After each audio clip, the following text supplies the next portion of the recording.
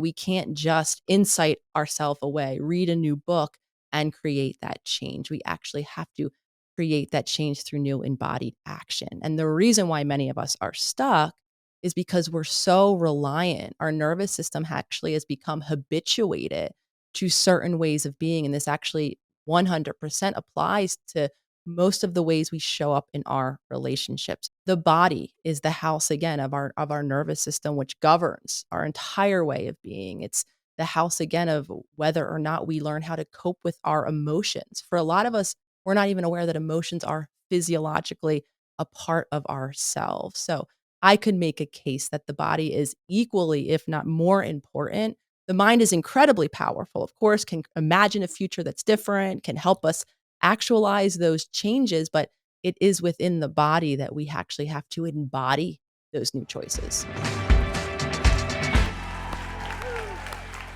Dr. Nicole, thank you for joining us again on the show. It's great to have you back. I'm so honored to be here again, Chase. Thank you for having me. Prior to recording, we were, catching up a little bit. And to say that you have been on a roll would be a massive understatement. And for those who may be new to you and your world, orient us a little bit to your work. Absolutely. And my journey really began and continues to be informed by my own personal journey, my own personal struggles on the human side of things. As long as I can remember, really struggling with anxiety, with panic, with not really feeling attached to the life that I was creating, yet marching, in terms of a tidal wave and books and everything, really marching toward achievement. I was very driven and became a clinical psychologist and opened up a private practice and began to work, very regularly with clients. And after several years of doing that, I started to see that there were so many similarities in the way that I was struggling and the way that my clients were struggling. And I really first and foremost sought to understand, how can I have all of this information? How can I do all of these things that I thought were going to translate to feeling connected to my life, feeling fulfilled, feeling good about myself, and yet not feeling any of those things and feeling quite disempowered on the human side of things. And as the practitioner or the professional in the room, where again, clients were coming in looking desperately seeking to create change and yet continuing to be stuck. So from a pretty low point, I saw it as many of us do. I went online trying to seek answers, and the gift of the information that was available for me at that time really helped me deep dive into the human being in a more holistic way. I was very much like a traditional clinical psychologist, taking the top down approach or really relying on the mind and the mindset and shifting the way we think with this idea that it's going to relieve our suffering. And what I came to realize is that I was leaving out a whole part of our existence, and actually a very important part, which is our body, which is our nervous system, which is our conditioning in our past, and all of these adaptive ways, which interestingly enough helped me put so many of the pieces together to my own story. Even this drive to achieve for me felt so empty. And when I woke up to all of these patterns in my 30s, I really was left with a whole hole in myself, disconnected, unsure of who I was, unsure of, again, why I created this whole world around me, and it wasn't feeling good. And again, really seeking to understand myself in a new way really shifted me and my focus to work holistically. And of course, then sending the gift right back online, began to use the platform that is now the holistic psychologist with an incredible community around me as a space to begin to share myself, my journey more authentically, share these new tools and awarenesses that I was creating so much change and transformation for myself. And to be perfectly honest, and this really maps onto my newest project, a book on relationships, to create a space to actually begin to connect more authentically with others, because that was one of the biggest pieces that I was seeing in terms of my own struggle, not feeling like I was having authentic, fulfilling, deep relationships and desperately wanting that to be the case. So began my online journey, and really, it's wild to me, like you're sharing, having had the opportunity to now put out 3 books, to continue to put out, free resources every day, growing these platforms, growing this community, and just so grateful for all of the transformation that I've been able to create and now witness others creating for themselves. Mm.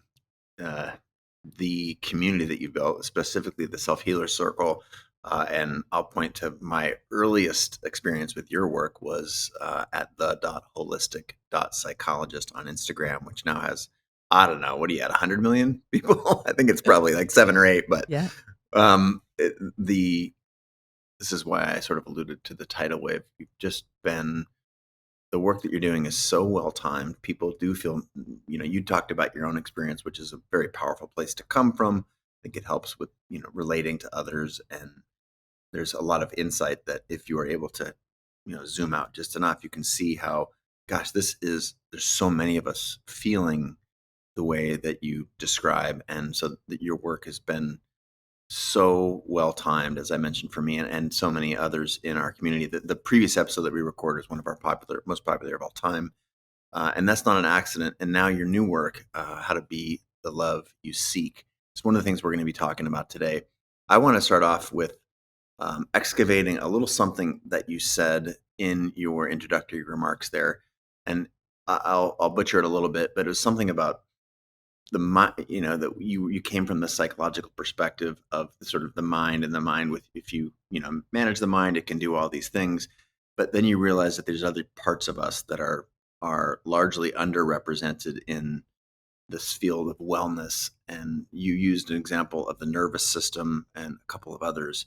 So I'm wondering if you is it is it fair, effective, or is it just wrong to sort of stack rank those? Like, if your mind is well, then you can manage your nervous system, or is it actually the opposite? If you are able to understand the body and understand your nervous system, that actually precedes the mind. What's the relationship there? Is essentially what I'm getting at, because so many of us, we're just like, be strong, be all these things, and yet it just does not. It clearly doesn't work, because created generations of problems and not being able to resolve our trauma and whatnot. So help me understand the relationship, or help our listeners now understand the relationship between these sort of major, key components to our mental health. So to get to that question and going back to kind of the acknowledgement of beginning to share of ourselves, right, helps us to feel less alone. And you'll always kind of hear me cite the healing that we can get as people begin to share their stories, to share new awarenesses of themselves, of again tools or whatever it is, right. And I will always break the strategy, or the process, I should say, of change into those two steps. The first step being becoming aware. And within that step, right, going and gaining awareness, whether it's in a therapist office or online when someone shares a similar journey to you, that for a lot of us relieves the shame, this deep belief that, oh, I'm not as alone as I thought I was. I'm not as broken as I thought I was. Though then to get into answering your question, that second step is actually making new choices to create that change. And this is again where the other half of our existence, the body, the physiology, and the nervous system is playing just as much, if not more, of a role, because many of us find ourselves even more shamefully than caught in that abyss between insight and action, right? We know all of the things, we feel less alone, we even have a new plan of action. Yet, when it comes to those moments in time to create new habits, to shift out of reactive ways of being, if we're talking about relationships, which absolutely applies to most of us, into new choices, new dynamics, or whatever it might be, we're stuck, right? We can't just insight ourselves away, read a new book, and create that change. We actually have to create that change through new embodied action. And the reason why many of us are stuck is because we're so reliant. Our nervous system actually has become habituated to certain ways of being. And this actually 100% applies to most of the ways we show up in our relationships. And in my new book, I talk about a concept of conditioned selves, which are these neurophysiological ways of being, again, housed in our body with different nervous system states attached, and emotions. And emotions are energy and hormones. And again, this whole way of being that, and again, applies to relationships very much so, where we can find ourselves stuck in cycles of unfulfilling relationships, of even dysfunctional, problematic relationships. We might even have very well meaning, supportive people around us, right? Urging us to make those new choices just to pick a new person. Yet, so wired into our neurophysiology is that familiar comfort of how we learned connection, of the way we were able to create some semblance of safety and security when there was very limited like actual safety and security present in our earliest childhood.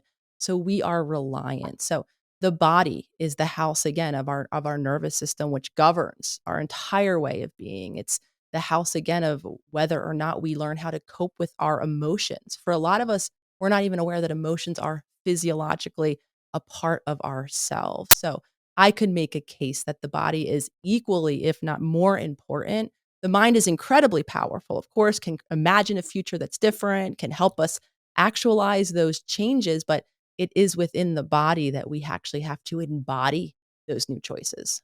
Mm.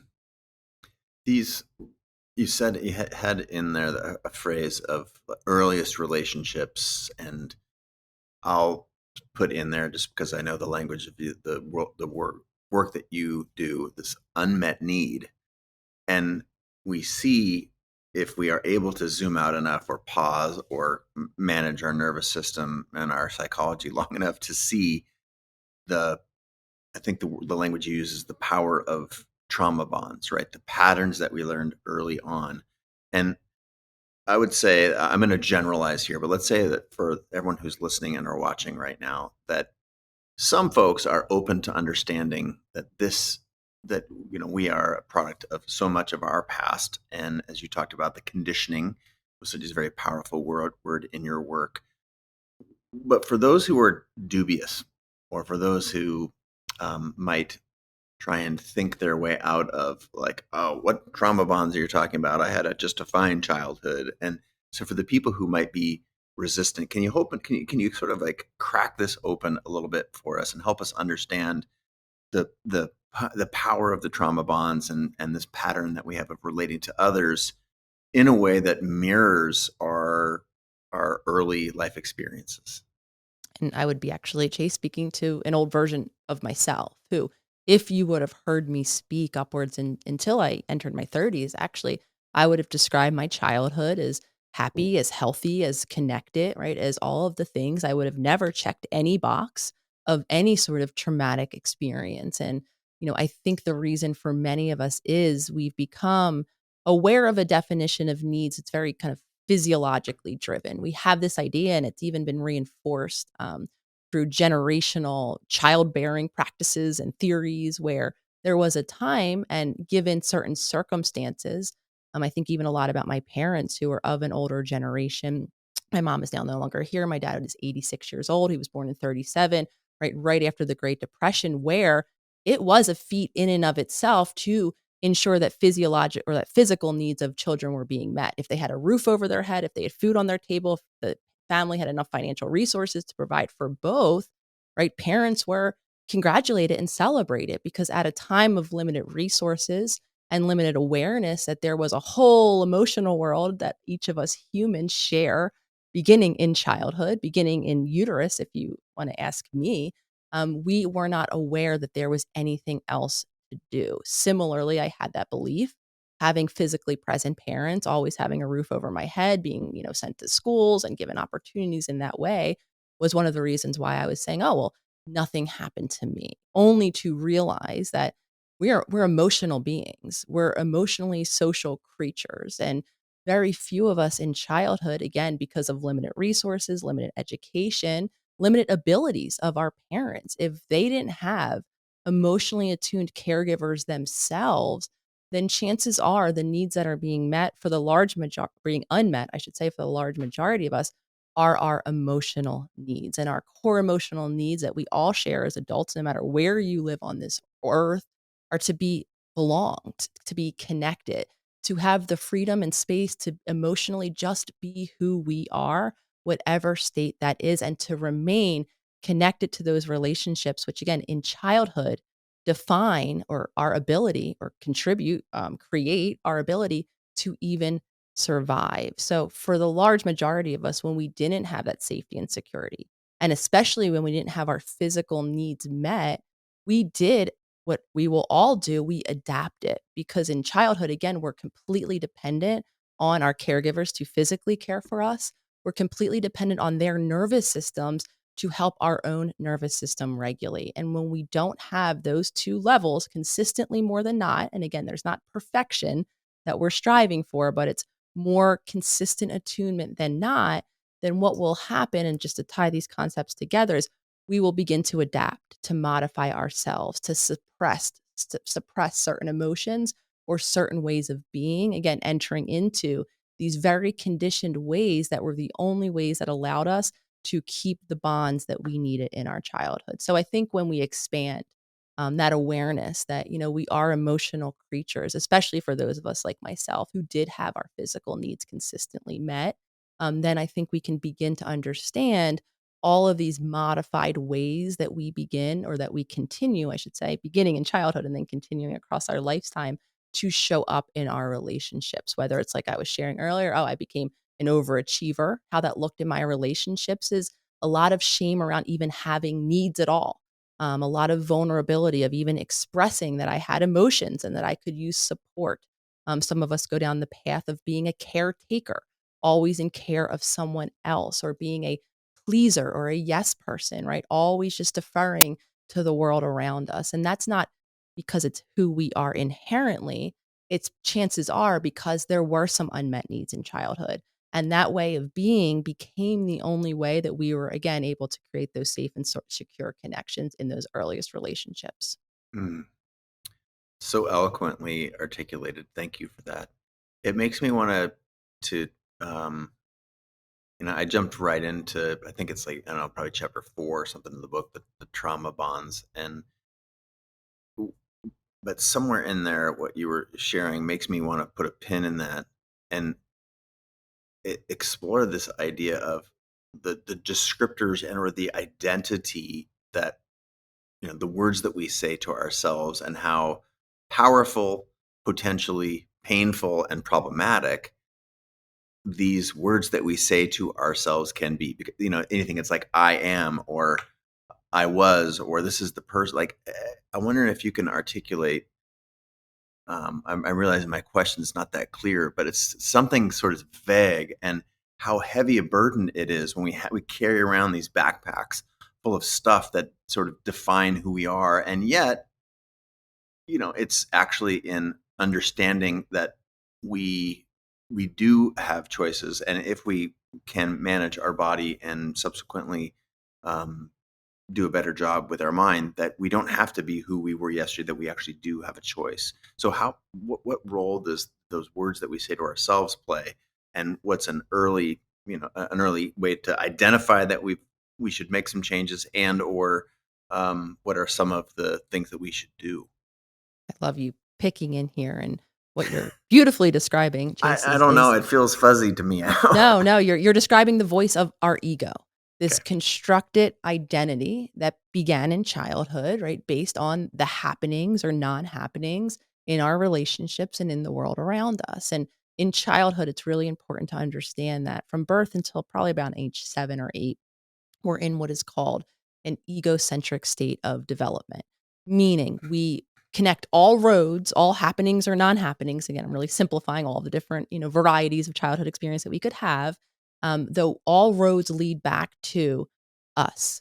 We are the cause of everything that happens or doesn't happen in our world, and we are at the effect of that. So when, say, parents leave or parents act in explosive ways, the only way that our mind can make sense of it, and our mind is a meaning seeker, it is always trying to cut through the threat that it feels in not knowing, the lack of control, and it tries to make sense. And again, we retain, or that begins in childhood at the same time that we're in that egocentric state. So when things happen or don't happen, the way our mind makes the meaning of it is it must be related to us.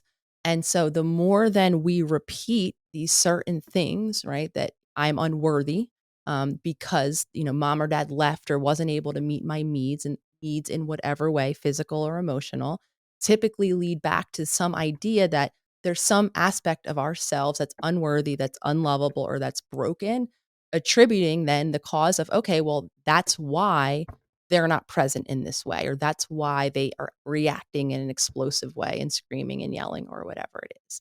And then that becomes, like you're beautifully sharing, part of our constructed identity, the way we continue to make sense of the world around us. And I'll just use myself as a continued example in terms of this overachieving way of being. So in absence of having an emotionally attuned mom, not because she was ill-intentioned or, she was very well-meaning, though she didn't herself have the capability to be attuned to her own emotions, let alone to be connected to me in my own.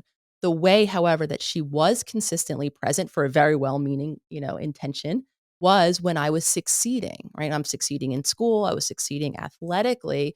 She would be very available, very present, celebrating all of those achievements because, of course, she imagined that somewhere down the line that would translate to me having financial security and having a job and all of the things that, many parents desire. So for me, hearing that level of reinforcement and in moments where I would express other emotions, upset, I would express myself in whatever way. When my mom, being ill equipped to deal with her own disappointment, her own emotions, how she felt when I was feeling, however it was that I was feeling, she would withdraw emotionally. Now, all of this was happening outside of my awareness. And the only then way my childhood mind could make sense of it was, oh, okay, here's more evidence, right? Mom's moving away. Her connection is being closed off. My mom actually is someone who would use silent treatment when she was overwhelmed with her upset or her disappointment, quite literally physically removing herself, not only just emotionally from me, right? So all of this now was more evidence that all of this other way I could be, all of these emotions that I could express myself are what makes me unworthy for mom to stay present. So before I knew it, I became locked and loaded as this one way of being, right? As this overachiever who only understood myself as that was my whole entire being. And then just to kind of put the mind back into it, when we have this filter or this idea of who we are, our subconscious continues to view the world through that filter, meaning we love to confirm our reality. We love to confirm this idea of who we are. Again, because if I were to challenge myself and see other aspects of me, right? Now I can feel threatened. It feels unfamiliar. I'm not used to this new definition. So, a part of our brain, actually called the reticular activating system, actually works like a filter. It denies my even attention to all of this other aspect of myself before, like a self confirming machine in all of my relationships. I continue to validate that one ego story where I am not considered unless I'm someone who, like you heard me sharing earlier, shows up without need, shows up as the perfect, partner or student or child or sister or whatever it is, and then denies all of this other aspect and then reacts when I feel my emotional needs aren't met. When in reality, it was the wounding that I was carrying from that early childhood. So, is it, I've heard this phrase before and I wanted to check it against what you just said because it sounds like it could collaborate with what you said, which is this idea that our mind would rather have familiar pain than an unfamiliar new experience just because it finds this emotional and I would say neurologic home. We know this set of chemicals in our body. We know this experience, and I'd rather have that than something different. And this is in part what creates suffering, right? We're sort of like this horrible cycle of our body desiring to maintain the status quo because if our psychology is meant to keep us alive, hey, we're alive. And venturing out, we don't know what's out there. We're not going to go on the other side of the horizon because it's terrifying and we'd rather stay here in a familiar pain than an unfamiliar feeling. Is that reasonable? And do you feel like that jives with what you're saying? Oh, 100%. And I think that is why we continue, though it's illogical, right, at times to stay stuck in those cycles because they are that which is familiar. So, again, just continuing my journey, right, you would have heard me in relationships, like I was sharing earlier, not feeling fulfilled, complaining even to partners until the point where I became so resentful, I left them in search of a partner who could be emotionally connected to me the way that I want it, right, to fill that hole that was created in childhood when my mom and my dad and no one in my family were emotionally attuned to me. Though unable to see the role that I was playing, I continued to point the finger that it must be I'm just not picking the right person. Though, to speak to your point, what was actually happening was that I was so unfamiliar with emotional closeness that it actually and continues to feel somewhat threatening to me. So, even like you heard me saying earlier, that which we need, emotional connection and support, for a Yeah. lot of us, if we didn't consistently have that available,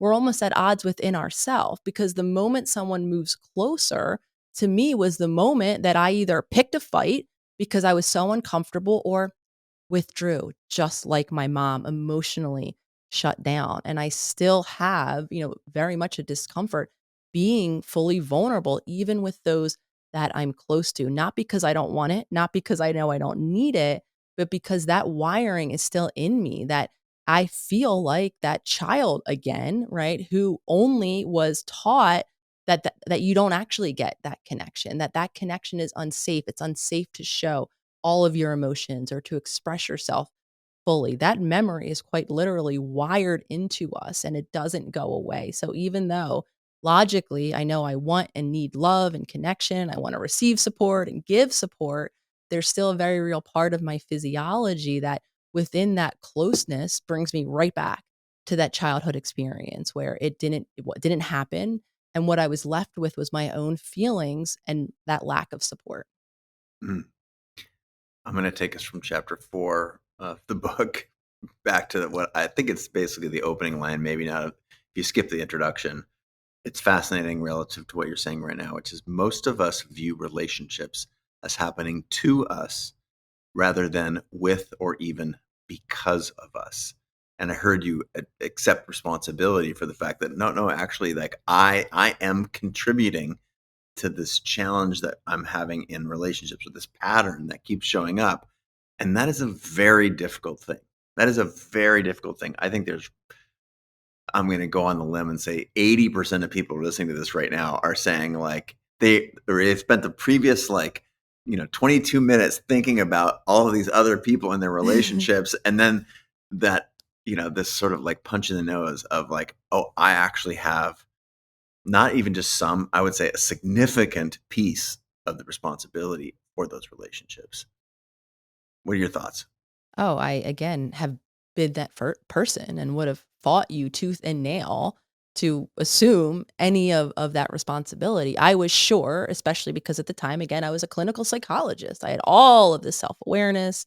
I did a lot of training psychoanalytically, which meant I had group psychoanalytic therapy. I sat around other people, right, interacting with them. I was sure that the problems in my romantic relationship in particular couldn't possibly be any fault of my own. And it really took until I started to let in other people's perspective and other people's experience. And one of the most earth shattering moments I had was when one of my clinicals, colleagues in that treatment room or in that group therapy experience, every Saturday we would sit in a room and really just analyze each other like, creepy analysts will do. And one day, one of my colleagues out of nowhere kind of shared their perspective of me. And it was that, oh, yeah, Nicole's a bit cold and aloof. And I was so struck by that. Yet at the same time, I had a memory that flooded back. My first boyfriend in high school, I was around 16 years old. And when we ended up breaking up, probably about a year and a half after we got together, we were going to separate colleges. And though that was one of the reasons, though, another reason was he said I was emotionally unavailable. And I was like, oh, okay, excuse me, I'm emotionally unavailable. Flash forward a couple years, I discovered that I prefer to date women. So I completely dismissed his assessment of me. Well, of course, I was emotionally unavailable to you because you're not who I wanted to date. Right. And then wash that away until this moment in this group therapy where now I have a clinician that I esteem, that I respect, who's more or less saying that same thing to me. And so, like a horse with blinders, right? I began to, as difficult as it was for me to begin to look at myself in this new way and look at the possibility that she was quite accurate. The reason why she was saying that I was cold and aloof was because I was so disconnected from my physical body. I was in a nervous system state of shutdown or dissociation. Therefore, in my physical body, you heard me sharing earlier, lived all of my emotions. I was pretty numb to those at the time, which is why in my relationships, I wasn't really able to be emotionally connected because I wasn't emotionally connected to myself. And again, I want to normalize how it is that we do become that horse with blinders on it, that we only know ourself, our own way of being. We've become so familiar with that. And this is why relationships, I think, in and of themselves are so confronting because now we're faced with another perspective of ourself, another person's experience of ourself. And that can be really challenging then, to hear how we're being experienced by another. And of course, this doesn't mean that we just take everyone else's assessment, especially now in the world of social media where we can hear a million different assessments on Whew. how we are and what people think. Of course, if it's a trusted person, right? And as I then began to hear and look at myself and the role that I was playing, I heard a lot of hard truths, many of which, began in the relationship that I still continue with one of my partners, Lolly. And, many things she began to share with me about cycles that she would see me in, different ways that she would experience me, that in the beginning, like I said, I would deny. I would call her uncaring. You just don't know me. Though in time, I was really able to look for myself and see those patterns, as difficult as it was, in myself. And then obviously come to all of this awareness that I can articulate much more now, though I don't want listeners to ever think that it was immediate. In like, one moment, I was like, oh, okay, here's all my roles and all of my relationships. And I totally understand. This was very much a gradual fighting, kind of fighting against the reality of things, though on not even fully on the other side of it, in it still in a lot of ways. It has been the most empowering journey for myself because the first relationship, and you'll hear I begin the book with that. We are the problem. It's me, if you will, citing Taylor Swift. Though the first issue for many of us is within our relationship with ourselves. So again, before I could even share myself with someone else, I had to know me. I had to be connected and attuned to my own emotions before I could even begin to share them in my relationship. So I'm gonna try. So, man, I don't know how I'm gonna get through all the stuff that I want to get through with you in an hour and change. I'm I'm, I'm gonna try and adapt again. Trying to put my well, I'm putting myself in my own shoes and listening to the voices in my head, and I'm going to now project. And I think that there's a lot of people who feel like this, and I believe this through experience of talking to others and just the power of psychology and the work that you do. I think you do it for a reason, and you have a large a large pile of people paying attention because it's resonating. So, yeah, I'm willing to go out there and I'm willing to be wrong. However, my experience was okay. What you're saying makes sense to me, and I have two choices. I have the choice to keep going. And this is how powerful that mind of it's easier to take the unfamiliar or the familiar pain than the unfamiliar. I'm Everything's going pretty good. I wouldn't say it's bad. It's going pretty good. And I got two choices. I can either continue with pretty damn good or I can begin this and I will just be over this very painful, fragmented, two steps forward, one step back process of really getting to know myself, of really getting to understand how I am in relationship to others.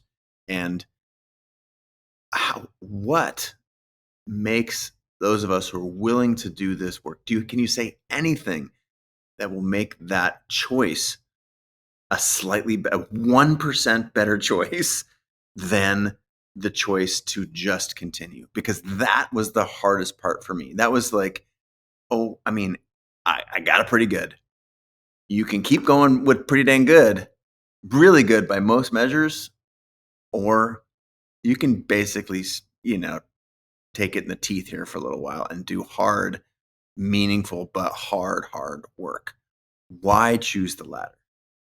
I think the most important case that I can make to choose the latter, and I think the book really orbits around this concept and this idea, which is really highlighting and focusing first, even in a scientific way. I know there's many scientists out there. I'm a scientist at heart. I love the data, the facts, though really highlighting the importance of our human heart, the organ of compassion, the organ of connection. And the reason why I'm highlighting that and scientifically doing so is we now know, and this even goes back to the beginning of our conversation, we used to praise the brain. The brain is so powerful. It sets out these magnetic signals. Other people can even feel these signals if you were to put electrodes in things. We now know that actually the heart has a far greater range and a far greater power than even our brain. Our heart sends out similar electromagnetic signals and can reach a greater distance and quite literally communicate with the hearts of others. And our heart, just like we were sharing earlier, the body, the brain connecting, or the mind and brain, right? Talking and communicating with the body. the body communicating with the mind, and the heart being in a coherent rhythm, being in a state of compassion, of kindness, of love, all of those quote unquote positive emotions actually will sync the signals between our heart and our brain. It's called heart brain coherence, and there's a ton of science out there.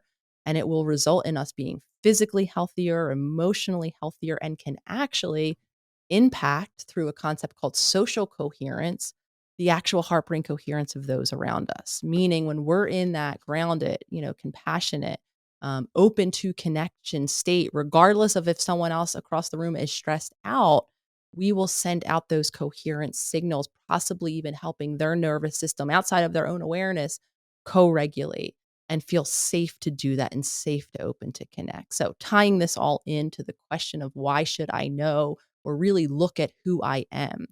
If we're out there operating, right, in this conditioned way, if we're not fully present or allowing or we're suppressing certain aspects of ourself, or if you're like me, we're not even connected to our physical body at all. And I was very savvy and good. I was able to, like I said, I achieved a lot of things. I had a lot of relationships on the surface. I was pretty much okay until I wasn't. If we're not connected to our heart and who we really are, in my opinion, then we're really cutting ourselves off from the possibility of that level of true, authentic love and connection. Because what we're probably defining as love and connection, again, is based in our childhood, is not actually being in that open, safe, grounded space where I allow the safety and security for someone else. Because this is how I would truly define what love is. I'm now learning is for someone else to be who they are, to live in their own pure self expression, to feel safe enough to give and receive support and love and compassion. And I truly believe that we are all capable of that, though many of us aren't connected to our heart to live in the embodied action of that. So I make a case throughout the book that a lot of what we're defining as love and these gestures and these things that we're even subconsciously demanding or trying to manipulate other people to do aren't actually love at all, because love is based in an interdependent model of being, which is simply I be me, I share all of me, all of my skills, all of my emotions, all of my unique self expression, and I remain connected to you being simply who you are. And that's actually how we've been able to not only survive as a species, but to some extent thrive in some of the ways that we're able to, was through joining together, actually harnessing the fact that we are uniquely different. And so the case I would make is if you're not fully, connected to who you are and living in that expression, and if you are censoring certain aspects or showing up in certain ways because that's the only way you've learned and your whole body is habituated to that sort of connection, then I can make a case that you're doing not only yourself, your relationships, though humanity, a disservice. And then just to flip the hopeful side of that, as you begin to reconnect with who you are and become more of yourself and, become more heart brain coherent, you are quite literally part of a movement that, in my opinion, I'm getting chills as I'm saying it because my soul is agreeing that you're changing the world around you because our hearts are so powerful. And it doesn't matter if you're even in the room with someone. I mean, there's been incredible studies where, kind of people get together and do these heart coherent meditations, and crime and things that are happening in the cities around, not even in physical proximity, are actually decreasing. So I hope that is a good pitch for anyone out there who is still on the fence. And to speak to your point though, Chase, it is hard. Yeah. There's a lot of grief, not only a lot of difficult, dysregulating, uncomfortable, painful emotions that now many Shame. of us are going to be, yeah, shame being a huge one. Why am I shameful? I'm shameful because, right, sometimes, someplace I was taught to be. And so now I feel so vulnerable. The shame is what keeps many of us in these cycles of this conditioning, these conditioned self, this conditioned love. And again, typically because not our parents were ill intentioned, they too were shameful. They too were not equipped. They too weren't able to just be who they are in this grounded state of peaceful compassion and connection. So now we have, and this is why I'm so inspired by all of us, cycle breakers or whatever language you kind of resonate with. But as we wake up and start to have these conversations and start to create these communities, much like you yourself are beautifully doing, where we can begin to creatively be who we are, we are quite literally breaking these generational cycles so that our future generations will be in that state of heart coherence much more naturally. Phew. You did such a nice job with that. And, one of the big questions that I had coming into our conversation today was, you know, why you chose the word love, because that is a very loaded word culturally. And I'm sure that, you know, specifically, I feel like you just answered that. So I don't need to go back to that. But it seems like the in order to believe, like, there's some part of us as humans that are both curiously attracted to the word love and somewhat repelled to it. It's loaded. And when I saw the title of your book when you first announced it some time ago and you had the reveal on your channel of the book, I was like, I love it. That's bold. And I guess if I did have a question about it that wasn't answered by your previous really eloquent answer, it would be, do you feel like it's time? Is it a reasonable time for us to start to embrace that word as the word that you just described? I mean, you gave essentially a definition, right? Like, I, trust and believe in myself, and I can show up authentically, and I will, expect the same for you. Or you are obviously much more eloquent. But is it time? Are we here? Um, Before I get to that, I want to kind of just speak to that conflict a bit, Okay. because I know that conflict to be true, right? You hear me emphasizing the heart, this organ that can be compassionately connected. I think that's the part of us that's maybe like, oh, love's alluring. I like this idea. I'd love to Hmm. have it for myself. Lack, pun I intended. want to get some of that. Yeah, and then just to speak to the other part, what many of us have learned to define love as, or simply relationship, relating, connecting to another, right, is more wired in around our nervous system and a state of threat. When we didn't have that safety and security, or even the curiosity of our parents, some parents, again, very well meaning, aren't aware that their child, while they might look like them in their physical attributes, aren't them at all. They are a unique being that we can discover as they self discover, right? So when we don't have that, where that conflict comes, what we're hearing when we say, when love comes to mind, is all of the associations that we've lived in experience of love. And in lacking that safety and security and that not, curious, compassionate space of self exploration, what is happening or driving that, like I not so eloquently said earlier, is our nervous system. What's happening now is our nervous system is wired that actually love isn't safe for me. It is threatening. The way I've learned love to be, or relationships to be, right, had bad things that happened or good things that didn't happen in our childhood. So that is, I think, what's contributing to that conflict that many of us have. And, whether the time being now, for each of us individually, I actually think globally and collectively, I do think that there's a universal sense of returning, or at least being curious to that version of love that's more based in compassionate connection. I do think there's a lot in our society, of course, that reflects that more threat driven version of love, where love is combative, love is us versus them, two different camps of people that are quite literally at odds with each other. Though we all, in our evolution back to our ancestors, right, have the memory somewhere of love is collaboration. Like I was saying, that is how we've survived and evolved as a species in and of itself. So I do believe that many of us, based on our own individual evolution, now the fact that we can join together and have these collaborative conversations quite globally now, I do think it's universally becoming time, that we're living back into what I do believe is ancient wisdom of those that have come before us. I'm fascinated by language, and I want to try and excavate some of this by referring to the language that you use, because I think you use precise language and it's very effective. And so one of the things that I want to poke at right now is, you continually sort of make subtle distinctions between the example specifically that I want to use.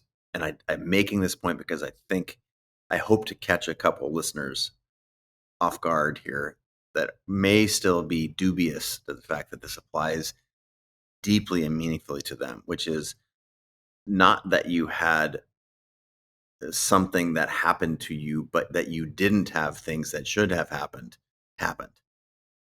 or happen. And I guess it's sort of the absence of a thing that a well-adjusted relationship with your parents or other people in your life or a childhood or whatever.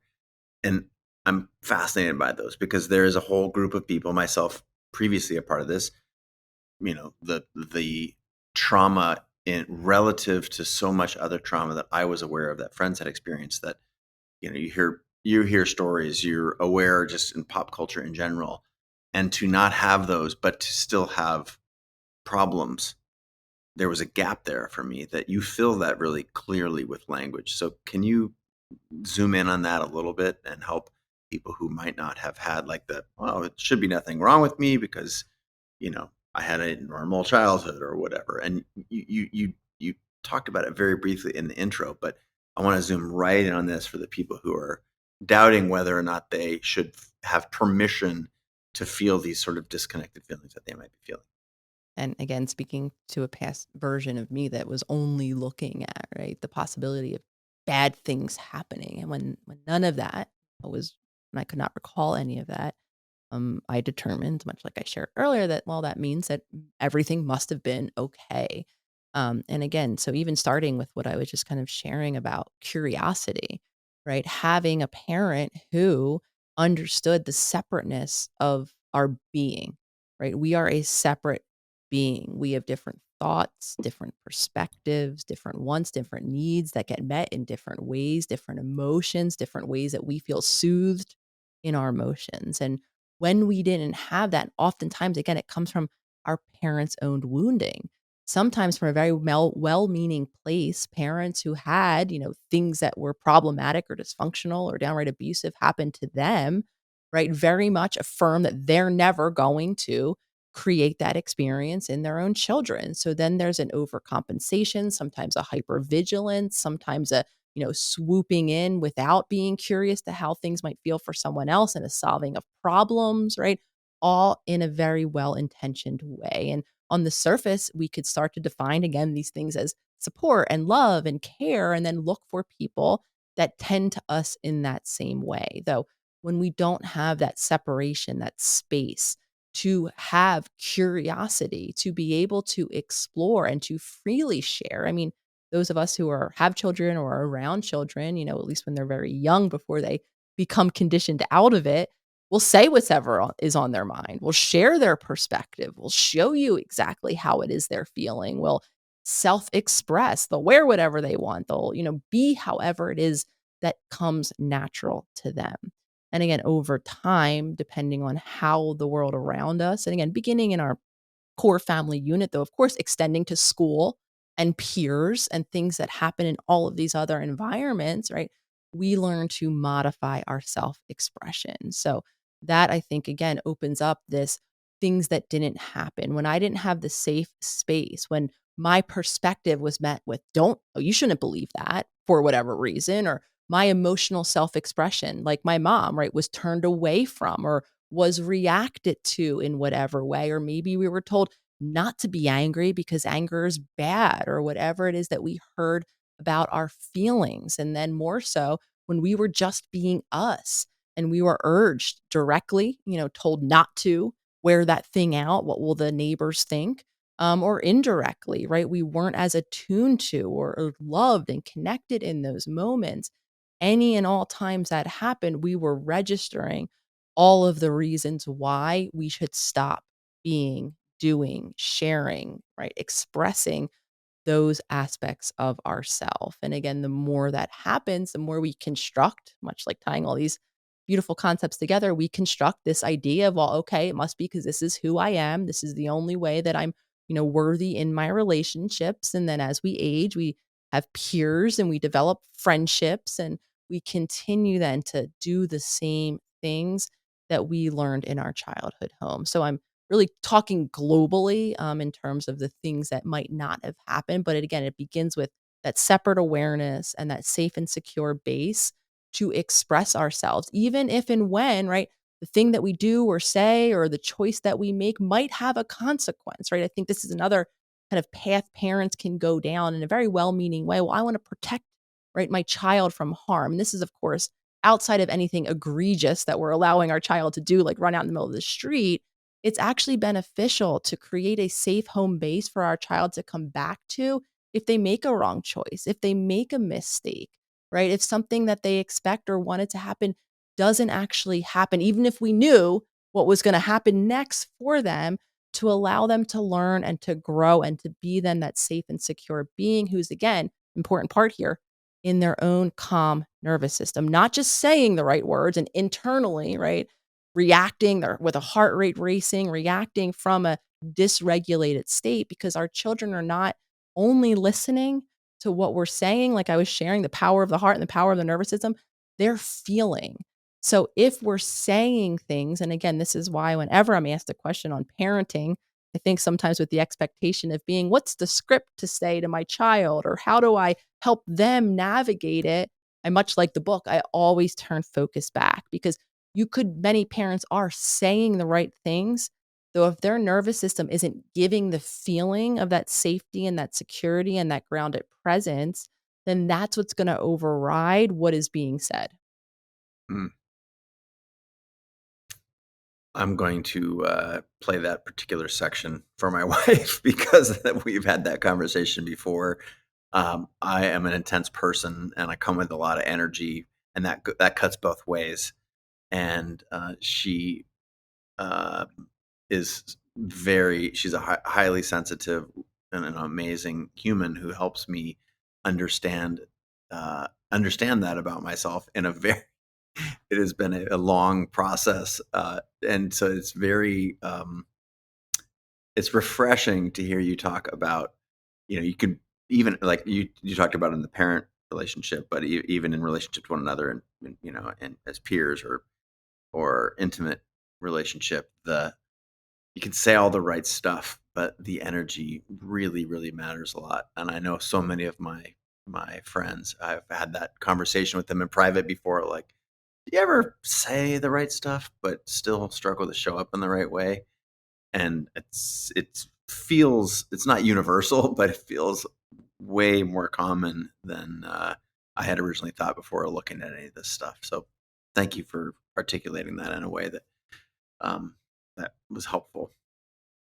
Um, okay, so we one of the things that I love about the new book, again, to share the title, "How to Be the Love You Seek."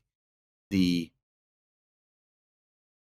A lot of this stuff, let's just say, we spent a lot of our conversation so far really talking to people who could be dubious or who are maybe what I would just say curious and like, okay, cool. Well, that sounds like me. And okay, why would we be willing to do this work at all? And I think we've made a strong case, as you do in all of your books. And I think your Instagram channel in particular is very powerful, helpful for people helping people see themselves in that work.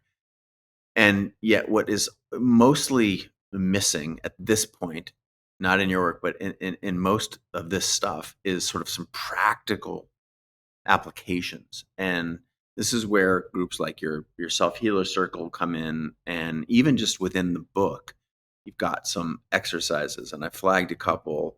One, meet your ego guided meditation is sort of an awareness of the meditation is a very, very valuable practice. And I'm hoping you can now, talk about some of the practical exercise, the work that we can do in order to, you know, get some freedom that's on the other side of this work.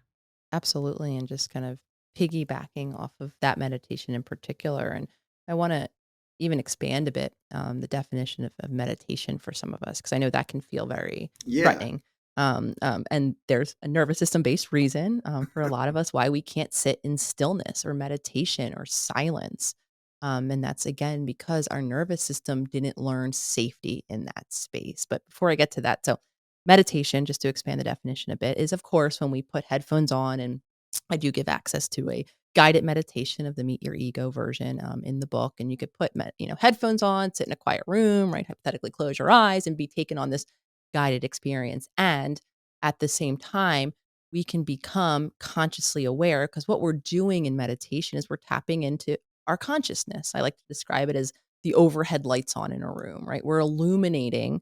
And the reason why many of us close our eyes and go to a quiet space is that we can more easily shut out all of the other distractions. So, what we are illuminating then is, right, our internal world, the consciousness, all of the streaming thoughts, which is why some of us flee, using that word very intentionally because that's a nervous system state.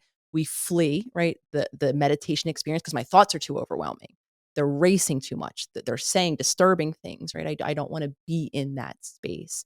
We can also then illuminate because some of the meditation practices are to focus on our physical body, right? What sensations are happening. And again, with eyes closed in a dark room, all of that can be more attainable. Though I want to emphasize this because when I first met the concept of it was mindfulness based meditation, I was in my 20s when I was in the thick of my suffering before I kind of awoken to all of this. I intuitively knew. I even petitioned to do a dissertation on using mindfulness to actually treat substance use disorder. And I was very much in training for that at the time. Anyway, long story short, I knew it was important. Yet you wouldn't have caught me dead being able to sit in silent meditation because at that time, again, my nervous system was so dysregulated. I mean, one of the main reasons I've already shared silence for me meant a lack of connection, meant I upset my mom, meant I did something wrong, right? In addition, my body in that moment of supposed relaxation that you're supposed to get when you're meditating, right, wasn't relaxed at all. It was my muscles were tense. My heart rate was pounding. It was sending all of the signals to my mind, which was causing those racing thoughts that were then overwhelming. And I had to stop my meditation entirely. It was sending signals of threat because my nervous system was chronically dysregulated from my unmet needs in childhood, everything that we're talking about. So, the way I want to expand it, the way I began to practice is to build conscious moments in my day to day, learning how to tune into turn my overhead lights on while I'm out living, doing things. Because for me, that felt much more approachable. Noticing, okay, what are the thoughts going through my mind at this moment in time? If I can drop down a little more, what's happening? And I'm being very intentional with the body piece because I'm going to get to more practical tools in a minute. Sure. Um, what's going on in my body in this moment? And for a lot of us who struggle to sit in stillness, not because, again, there's anything wrong with us, but likely because our nervous system and our body doesn't feel safe in that moment. It's saying, run. You cannot actually sit in this stillness again, based on whatever happened or didn't happen in our childhood. So, practicing a meditation, even in terms of the ego meditation, meet your ego, we can become aware of all of those I based thoughts in real time. And chances are the moment you're going to notice them are in moments where we're having a nervous system reaction, where we're feeling threatened based on what someone is challenging us, what they're saying, what they're doing, how they're perceiving us that goes against, right, this very memorized scenario or story or ego based way of that we imagined ourselves to be. So again, more tools, and I talk about these throughout the entirety of the book that begin, just to emphasize the nervous system a bit, on reconnecting that consciousness state with our body, practicing consistently throughout our day, turning our attention from the endlessly distracting external world or sometimes our overwhelming world of thoughts and actually dropping into how does our body feel. And again, I'm specifically pointing out our breath, our heart rate, and our muscles, because those are indicators, and the shifts and sensations that happen in those three areas will help us indicate when our nervous system is now involved, when we're in that state of dysregulation. And many of us cycle through that, especially in our relationships. When we become combative and we're yelling and screaming and we're saying things that we don't want or mean, we're in a fight response, or as I called it in the book, in an eruptor mode. Not because we're a mean, hurtful person, but because in that threatened state, we actually delete the personhood of the person across from us, even the person that we love very much. They become simply the threat that, right, is driven by our ego or whatever's happening from our childhood and our wounding. And that's why we can become very hurtful. Or going into flight mode, another common, we become distracted. We distract ourselves with the external world. We get lost in thought, endlessly fantasizing, endlessly ruminating, sometimes thinking we're self-analyzing and, doing something helpful by endlessly thinking. For a lot of us, that's the only way that we've learned to distance ourselves from whatever's uncomfortable, whatever feels threatening in that moment. I shared earlier my state of disconnection, right? The final stop on our nervous system journey is to completely, if the threat is too consistent, right? If I'm too overwhelmed, if I'm too ill-equipped to deal with my emotions, I can begin to live, as I called it in my first book, How to Do the Work, in my spaceship. I feel numb, right? And so when things happen, and my partner Lolly, actually, when we first got together, oftentimes we'd be sitting, hanging out, and I think I'm listening to her talk about whatever she's, interested in and excited about at that moment. And she'd be like, "Hello, are you here?" Right? Reacting to the faraway look, that sense of absence that she was getting. So when we begin to pay attention to our bodies, if you're like me and it was like, body, what body? I can't even feel those sensations. I'm so numb. It's not because I'm unfeeling or cold like I was once described.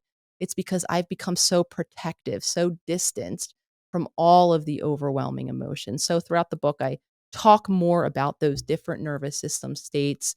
I give you quick ways to, kind of identify them now, but obviously I go in deeper to begin to notice within yourself when you're dysregulated, when sometimes your habits are coming from that dysregulated place, and also how to begin to notice when your loved ones and other people are dysregulated. Because again, just to map this back onto relationships, when we're trying to connect with another, if we're calm and grounded and they're in a reactive state, they're distracted, they're erupting all over the place, or they're completely shut down, this is again what can contribute to resentment and contempt and, pretty much can be really problematic for relationships.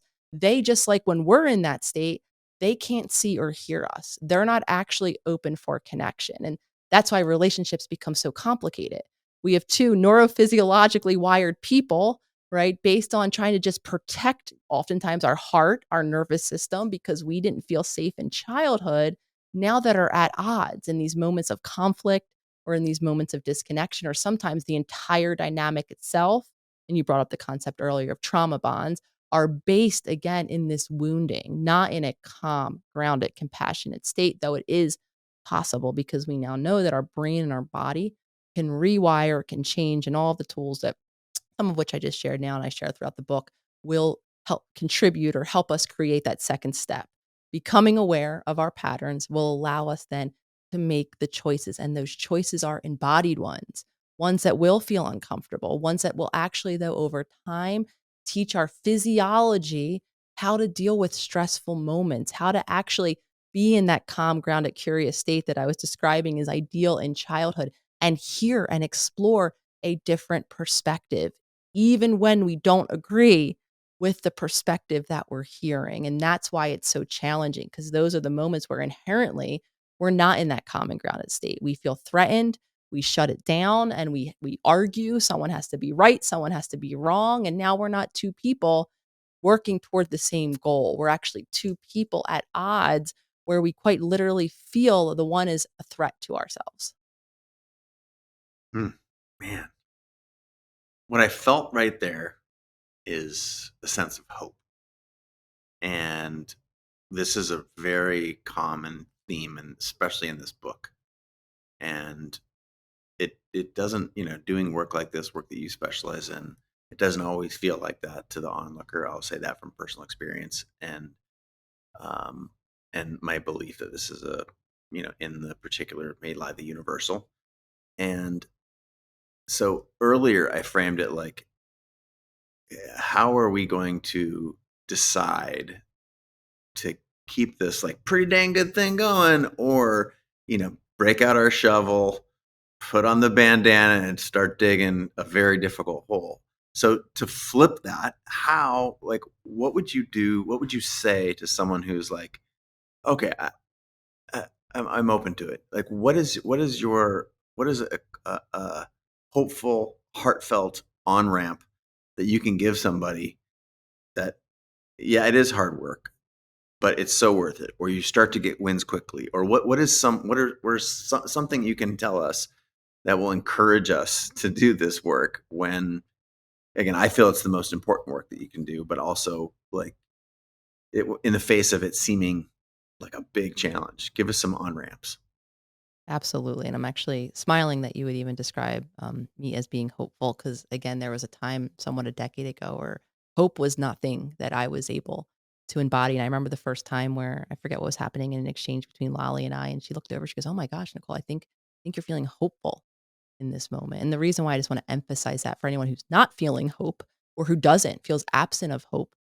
Again, it's not because, as I once thought, something is broken in your hope muscle or your hope gene. Again, the absence of hope, of possibility, is actually, again, a remnant of that childhood where we've learned from whatever the circumstances that we came for, and our nervous system actually became like not wired against being hopeful. So, saying that and segueing in, I just wanted to speak to maybe those who struggle with feeling hope in general. Because for a while I thought something viewing Lolly as the most hopeful, curious person and creative. And when I was checking none of those boxes, she would talk about passion and purpose and all of these things. And I know this speaks to your community that I was like, oh, I guess I missed all of that. Coming to realize that I didn't miss that at all when our, again, needs aren't being consistently met, when we're not being who we are, right? That's the top of, Maslow's hierarchy, or I created my own version, a modified version of the authentic needs pyramid. They are all possible in every human. Our nervous system, again, though, might be not wired to allow us to enter those states. So, saying that to then say, anytime we become conscious or make the choice to become an active participant in our life, not just relying on that blind autopilot that will continue to take all of us through life. We've evolved to have to calorically, kind of conserve our energy and our attention to deal with the enormity task of being human. We all have an autopilot, though. The moment we make, and this will allow any individual choice of consciousness that happens next, to speak to any of those humans. But the moment we live in that conscious presence, we turn our lights on, we see what's there, good, bad, indifferent, neutral, right? We, though, are an active participant, in my opinion. There is nothing more empowering than that experience because now we have, as I spoke about in the beginning, choice, right? Now we can decide and determine. And this, in my opinion, is actually the ideal state to be in because we can become routine, habitual. We can find a way. And it's not to say that consistent routines aren't helpful. I have my own, though, what none of us are given is a looking glass into the future. We actually don't know what comes next. We don't even know how it's going to be to age in our human body. So, to be, in my opinion, the most empowered version of ourselves, it's to turn those overhead lights on and be connected to ourself in any moment so that we can actually attune to what my physical body needs, what I need emotionally, right? How I want to express myself, what's available in each and every moment. And then, of course, when we couple that, just to bring the book back in, when we couple that with a conscious connection to our heart, then, in my opinion, we are truly guided by that deeper state of intuition, again, that has the power to actually accurately assess our environment and our relationships. Because a lot of people, I think the next thing then is well, like, how do I know what to do next, right? How, if I'm not looking outside of myself or I'm not asking others for advice, we look within. We can actually feel our way. Again, when we're connected to our body in that conscious state, make sure that consistently we're taking care of our body and we're regulating our nervous system so that we can connect to our heart. That is, again, what I believe is the most empowered state of being that any of us humans can achieve too. So while I tried on my endless search for achievement, one of the things I've always been looking for is this hypothetical place of done where my life just was, right? And I could like throw my peace signs as I'm frantically doing right now, right?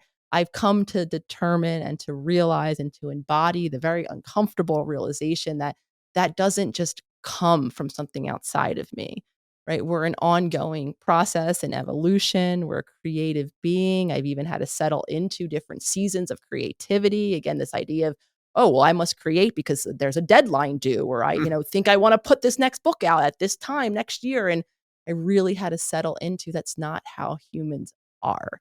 And when, like I said, when we can be in that state and it can happen through these small choices each and every day to illuminate ourself, in my opinion, we can become the most empowered version of each of us.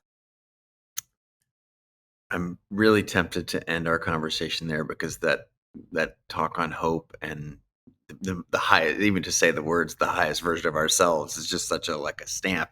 And yet there's something else I can't let go. And it's in sharing this little personal experience that this was a decade ago. I started meditating and I started transcendental meditation. And it's not all people report this. And so I'm going to tell a little story and then ask for your thoughts on it. It was so profound for me. I had a background as a young person, as an athlete, playing Division I soccer, Olympic level soccer, that I had access to mental imagery and visualization. I felt the power of psychology. And as someone who always had a very active mind, the concept of meditation was sort of scary to me, but I knew there was something there because I had this experience.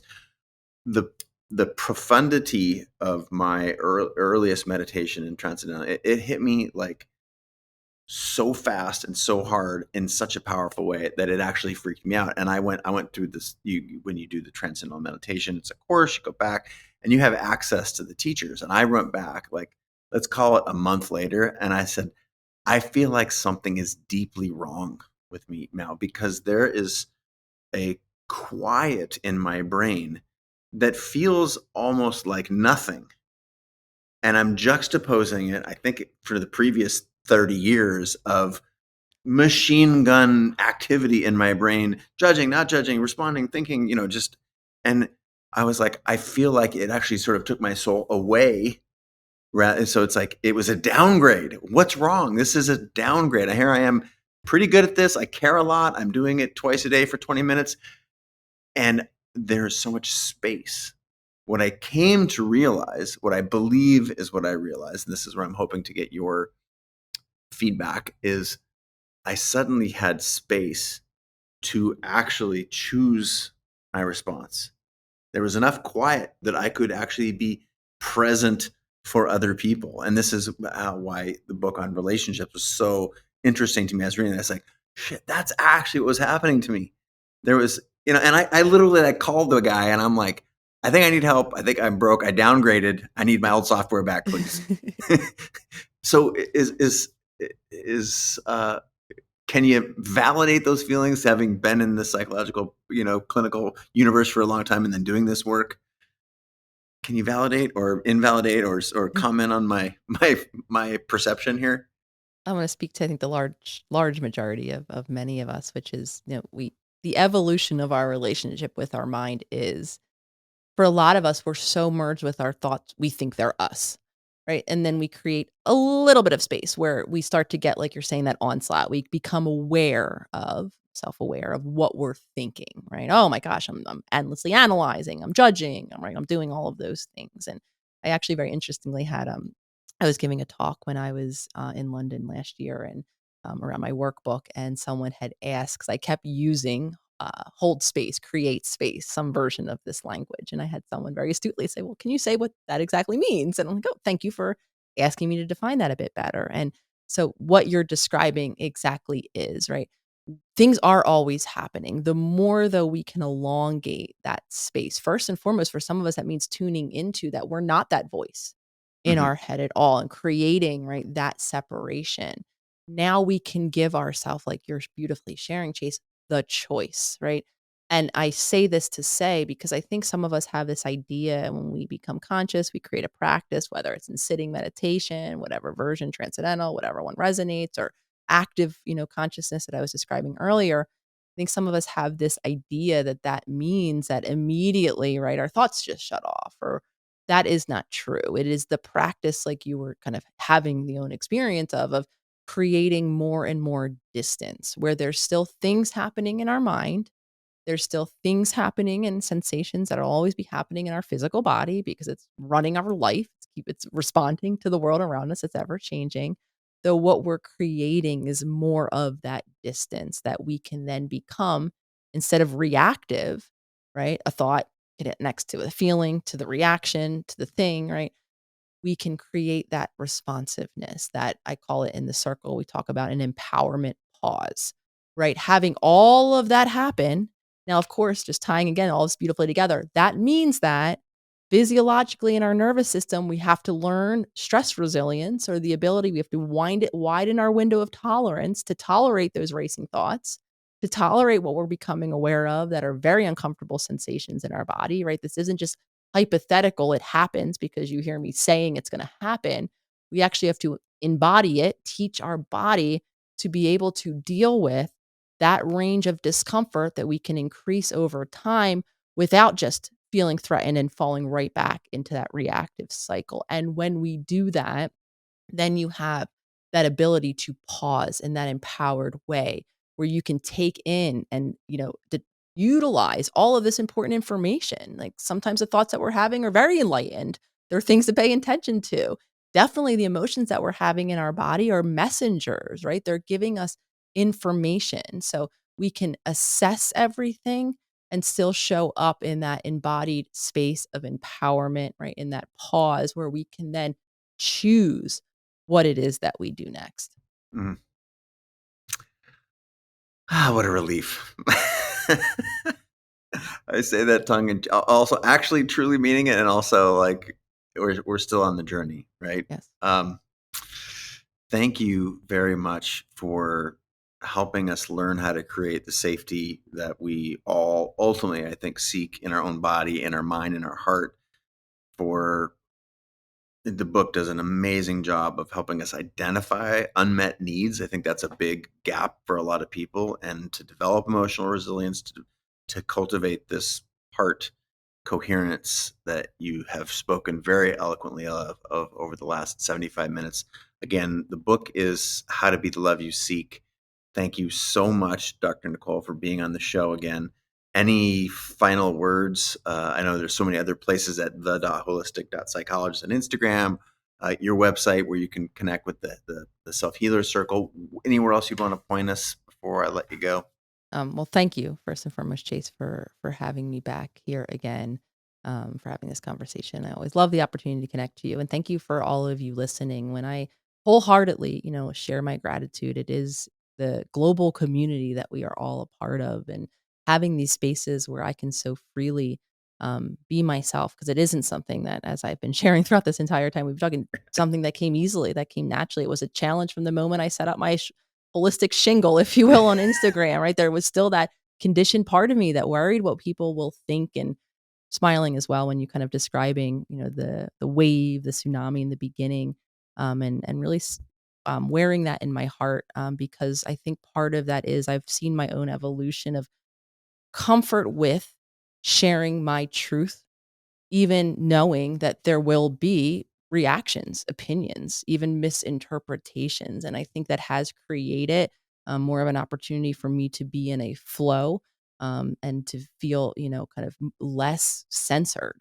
That was absolutely present in the beginning of my journey. And I think you kind of reflecting back the outward appearance of it, like a tsunami, and the way the work is now, being put out in all of these ways, through books, through social media. I think that is really reflective of the process, of all of this internal healing work. And just speaking specifically to your community, who I know is, a community of creators and doers. And, again, I think the more we are who we are, more of a pitch to be who we are, however Yeah. that looks, the more we're able to touch our own flow, and as a result, touch those around us. So again, I thank everyone who's always a part of anything that I do, listening to anything that I speak, because you are actually a part of creating the safety that I myself need to continue, to be who I am, and to share and to be of service in the way that I am. And saying that to then say, outside of obviously the books and the membership, we are really committed at the Holistic Psychologist, and have actually been expanding all of our social media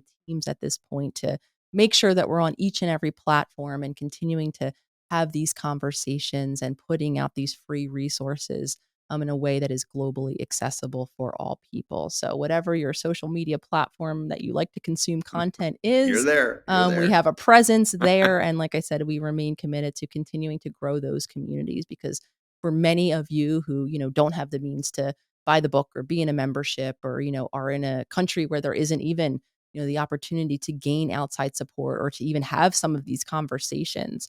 I met with daily, just community members who are utilizing those supports, and that will always remain a priority for me. So come follow, come join, and come be a part of this life-changing, in my opinion, global humanity-changing conversation. Thank you very much, Dr. Nicole. From uh, where are you right now? What universe are you in? Scottsdale, Arizona. There you go, from Arizona and Seattle. Both of us hope you've enjoyed the program today, and we bid you adieu until next time. Signing off for Dr. Nicole and myself. Thank you.